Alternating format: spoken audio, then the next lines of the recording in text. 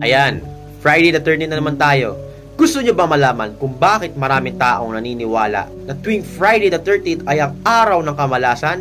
Ito po ang sagot doon. Nagsimula po ito sa isang biblical story ni Judas Iscariot. Dahil nung araw ng kanilang Last Supper, which is Thursday, si Judas po ang 13th guest.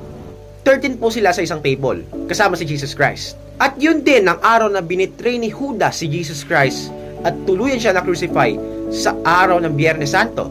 Kaya siya may natawag na Friday the 13th. Pero, para sa akin, every day is counted as a present. Wala namang sinasabing curse day eh. Siguro kung meron, gawa lang ng tao yan.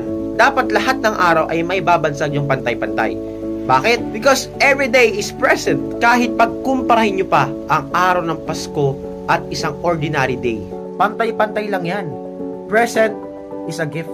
Every day is a blessing. Walang kamalasan yan. Puwera na lang kung dinamaan ka ng karma. Basta gumawa ka na lang tama. Yun ang mahalaga. At ayun lang, ipapayo ko lamang sa inyo ay manalangin at always stick to God in any kind of circumstances. So, yun lang naman. It's me, Bernardo Esquerral III, a Filipino stacker. God bless all. Stacker out!